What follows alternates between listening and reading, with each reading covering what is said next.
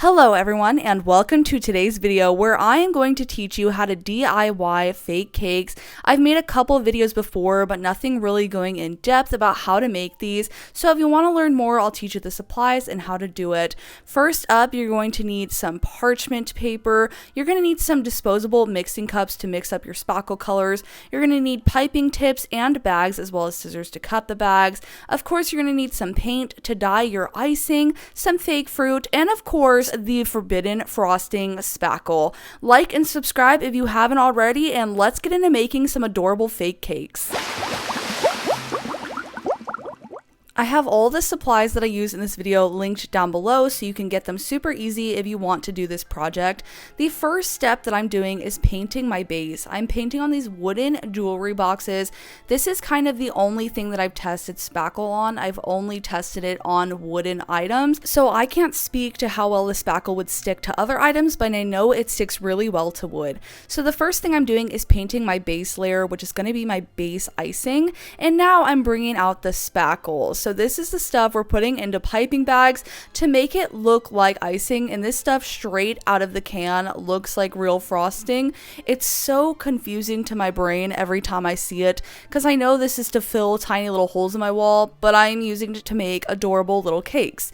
So then I pour some into a cup along with the amount of paint that I want. I was trying to make black icing, so I had to use a lot of paint, but be aware that the more paint you use, the more droopy your spackle will be, and if you just use white, it will be a little stiffer and harder to get out of your tube. You can use the white, but just be aware you might have to squeeze and put a little more effort into getting it to come out of the piping bag.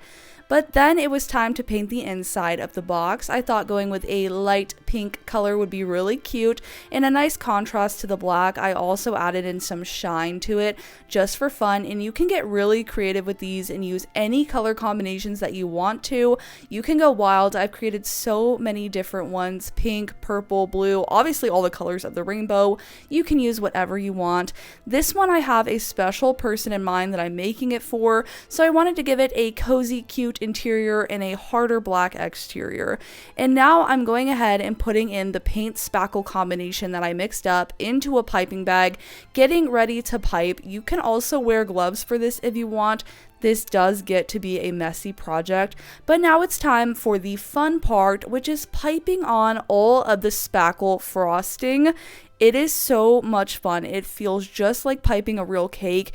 If you need to learn more about how to pipe and different styles and all of that, then I recommend watching some videos on how to pipe cakes, because there are a lot of different techniques. I pretty much just use a little star tip and do the same kind of patterns all over mine, and it seems to work out.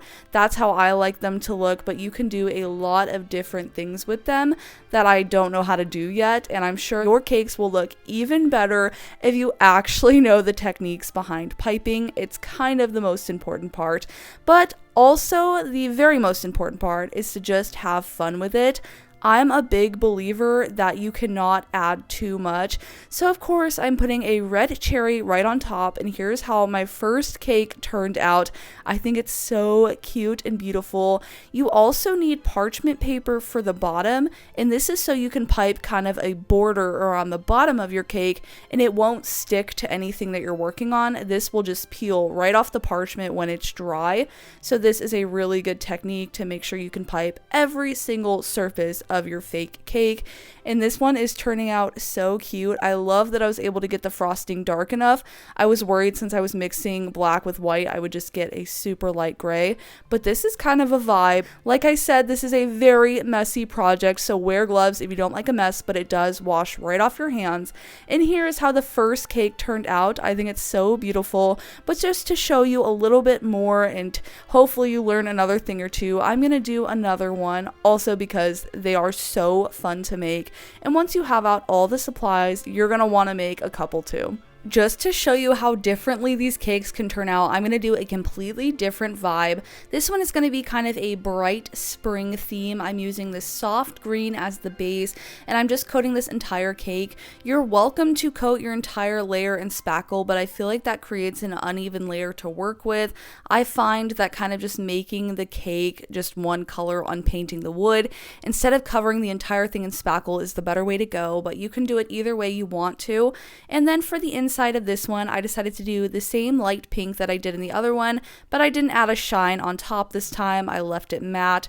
And then it was time to start the spackle process, which is the forbidden frosting. I just scooped it into the cup, added in my pink. The spackle takes to color really, really well and really easily, so don't be afraid to add in the paint, and you can always add in more, but you can't take away. So start with a little at a time. Then I added it into my piping bag, and I'm using the same star tip once again. It's my favorite, so I'm just going ahead and throwing that into my bag.